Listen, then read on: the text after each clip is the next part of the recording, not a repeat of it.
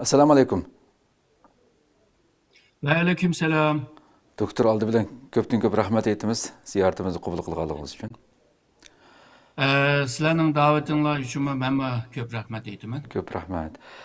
Doktor hamda aldı bilen şu Xitayninki bu qatımlıq 14-nji nöbetlik 4-nji umumi yığınıda yıllardan buyan Xitay tecavüzçileri vatanımız Şarkı Türkistan, Tibet yani bu yerlerde toxtavsız icra kılıp atkan cinayetlerini resmi kanuni asasqı igi qılgan şekilde bu 12 Mart atalmış Milletler İttifaqlığı teraqqiyatını ilgiri sürüş kanuni degan bu nimenin aslida ma'qullagan bo'ldi. Albatta bu xabar chiqishi hamon butun dunyodagi nüfuzli axborotlar buningga bo'lgan inkosini kishilik huquq jamiyatlari, inson haqlari jamiyatlari hammasi buni bo'lgan andisini bildirdi hamda. Xitoyning amaliyotda qilayotgan jinoyatlar dunyoga mashhur bo'lganligi uchun. Aldı bilen muş qatimqi yig'indagi ko'rinishlar ham bu qonunning ichida tilga ilingan bu safsatalar bular haqida bir fikringizni olgan bo'lsak. Budaqa yig'in hamda asosan shu Xi Jinpingningki Xitoyni texnik kuchlantirman, jonlantirman deb iqtisod jihatdan bo'libmi texnologiya jihatda bir ahamiyat bergan bir 15-ci 5 yillik planini o'tkazish hamda bu Xi Jinpingning o'zininki bir xizmati deb ko'rsatmoqchi. Hamda bu yerda bu 4-nji qitim yani reislikka saylanish uchun bir tayyorlik yig'inma hisob qilib bo'ldi. Yana bir yig'inda o'ma iniq bo'ladi.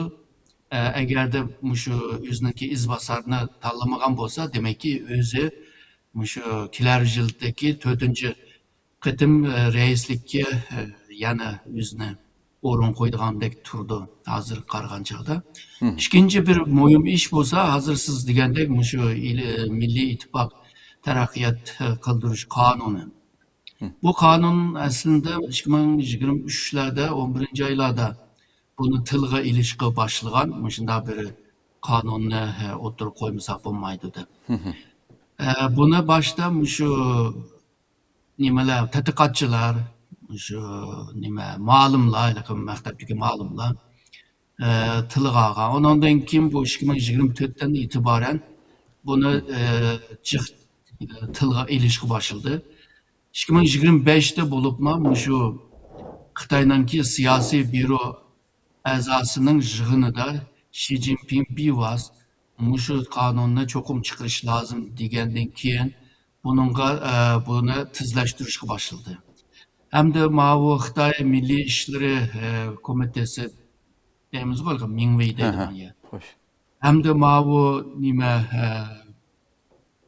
xalq Kurultay daimi a'zoligi buni tezlashtirishga tirishdi.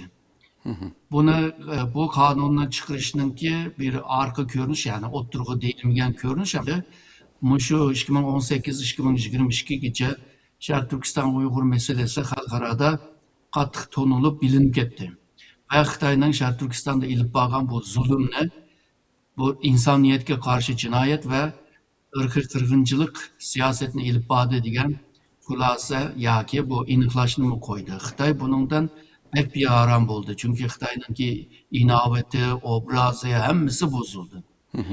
Shuning bu Uyg'urlarga qarta ilib borgan bu lager siyosati, ya'ni Uyg'urlarningki sarxillarni pokizlab yo'qotish siyosatini bir yergacha bir g'alb qilali demdi. Çünkü hem köpü türmede hazır o Uygurlarning sarxillari.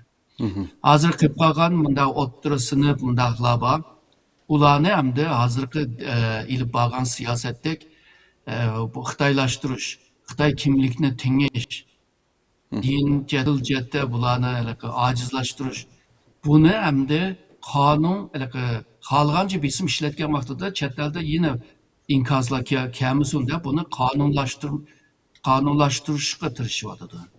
Ama qonunlashtirilgan vaqtida birincisi Xitoyningki asos qonunga xilof bo'lmaslik lozim. İkincisi bu otonom rayon qonuniga xilof bo'lmaslik lozim. Ama Xitoy shundoq diqqat qilgan taqdirdami Meyli asas kanununki bazı maddeleri var. Misalga dini erkinlik 36. maddede. Bununla xilaf ibadeler var hazırki bu Milli İttifak Terakki Kaldırış Kanunu'da. Hem de bu tıl misalga bu e, otonom rayonlardaki halk özünki tılını işilteleydi. Hatta özünün bile erz kılalaydı. Sotda özünün tılı bile cevap beralaydı. Bolsa şu yerli halkının okuyalaydigan tili bilan faoliyat qilaolsin deydigan gaplar bor. Bunda bir gap yo'q. Hammanglar putunga o'rganisizlar, hammanglar davlat tilini o'rganisizlar deb. Davlat tili deyotgan davlat Xitoy tilidir. Davlat deyotganma Xitoyning davlatidir. Shuningga bu davlat tili Xitoycha bo'lg'achqa san haqlar Xitoycha o'rganisizlar deb o chiroyli gapni davlat tili deb chiroyli bir gapni deb aslında bu halkını assimila qilishninki bir kanunlaştırış.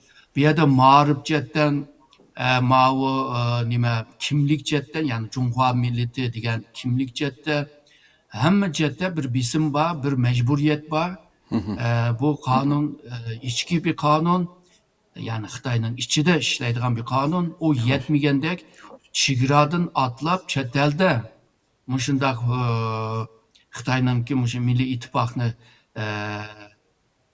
amallashtirish va bunga qarshi chiqqanlarga jazo berishda bo'ladi. Ya'ni qo'lini chet elga uzatyapti-da.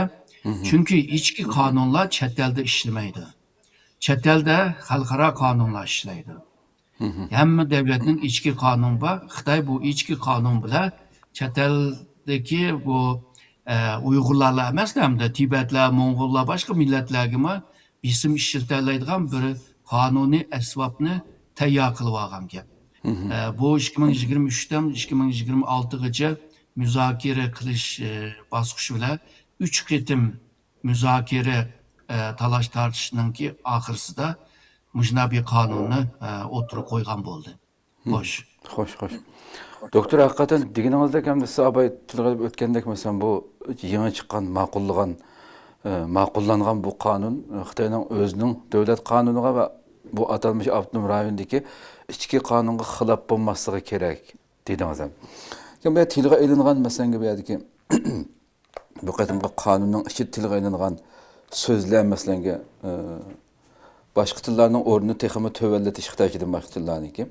Xitoychani to'liq umumlashtirish, Xitoylarni boshqa millatlar bilan to'y qilishga rag'batlantirish, millatlar aro to'y qilishga qarshi har qanday harakatni qattiq cheklash, millatlar ittifoqligiga buzg'unchilik qilish deb qaralgan har qanday harakatlarni cheklash, atalmış qaloq o'rib odatlarni o'zgartirish qatorliqlar ta'kidlangan hamda. Bu ameliyatda siz tilga oldingiz mesela. Bizning yasli bolalardan tortib bu yillardan beri davatimiz. Vatanimizda o'zining ona tilini yaslidan boshlab mahrum qo'yotdi. Maktabda kichik bolalarni o'zaro o'tirsa ameliyatda o'sha avtonom rayon atalmış qonunning ichida u bu deb degandek qog'ozning ustida qonunlar bo'lgan bilan yillardan beri hech qaysi ijro qilinmagan qonunlar bo'ldi. Buning ustiga texnik kelib hatto shu e'lon qilingan ekan Xitoyning to'r ishchilari nurg'un ijtimoiy ustida paylaşgan narsalarga qarasangiz bu shu dunyo mag'lub bo'lgan shunda ko'p millatni Xitoydan boshqa kishilar bularga erkinlik bermaydi dunyoda.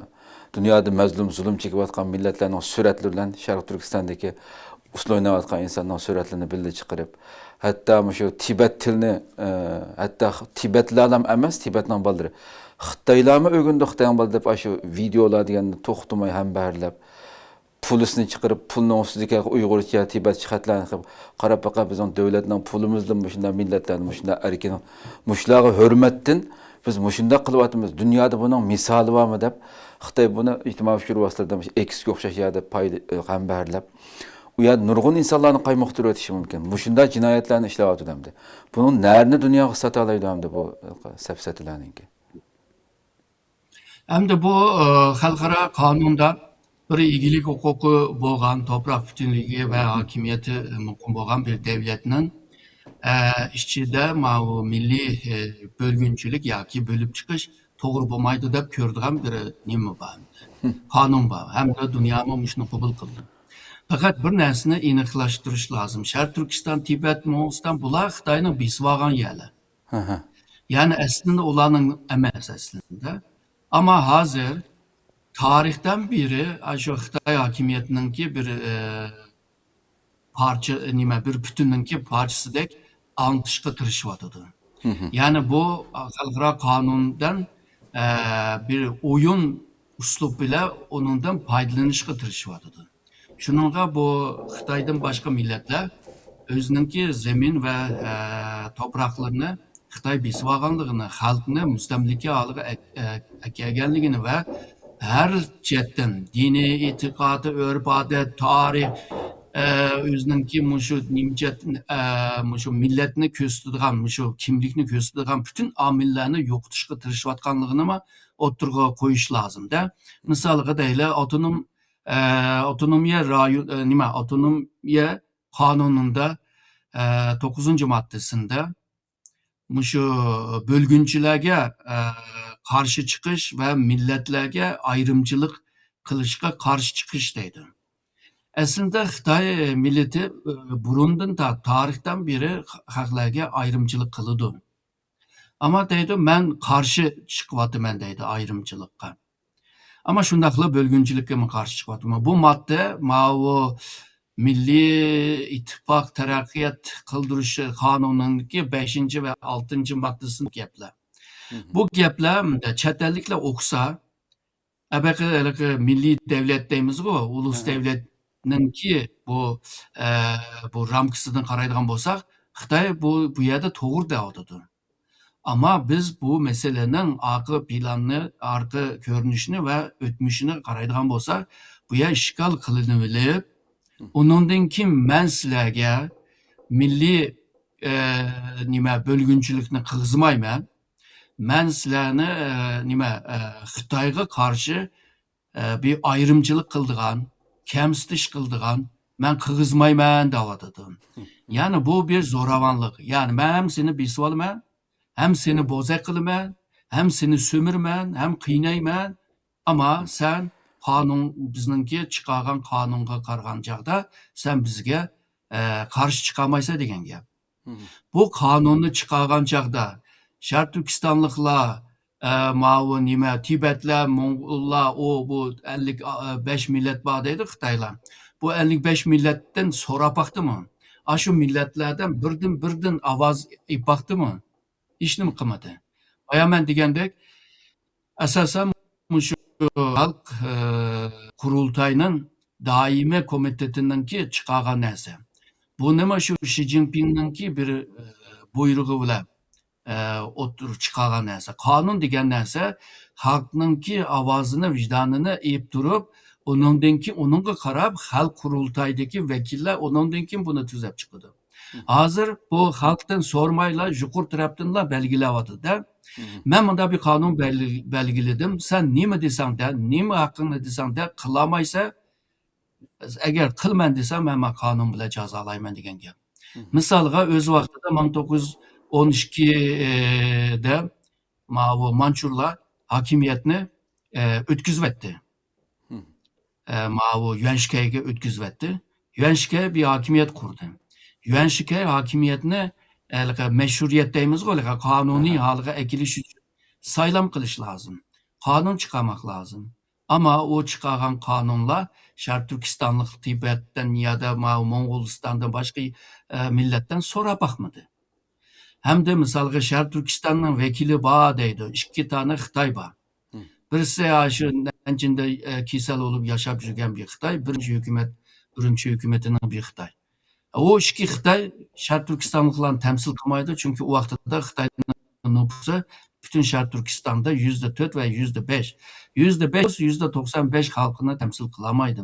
Yani mening demoqchi bo'lganim, haqsizliklar yomon ko'p, ama Xitoy bir chiqirib olgan bir qonun bilan seni o'ziga bog'layotdi. Yani men chiqardim, sizlar buni qilolmaysizlar. Maqatimki qonunma ashna chiqdi. Misolga 1955'te otonomiya qonunini chiqargan bo'ldi. Otonomiya tüzümünü oturup çıkaran oldu. Ama 84'lerde onundan keyin kanun çıktı. Şuna mı? Yani 1955'ten 84'gacha qanunsuz başkurdu degan gap Sharq Turkistonda. Yani asas kanunga xilaf, bu kanunga xilaf, Xitay bunu bütün kanunlarga xilaf qilib turib, Sharq Turkistonni boshqaryotidi. Maqsad siyoset uchun xizmat qilish, Kommunist partiya rejimiga xizmat qildirish. Yani Xi Jinping'ninki kalasida o'ylagan o Xitay tuzumiga xizmat qildirish. Ama nima bedeli bilan Sharq Turkistonliklarning Xitoylashtirilish ve topraklarını Xitayga qiytitish bedeli bilan buni ilib beryotidi deb tushunsak bo'ldi. Xo'sh.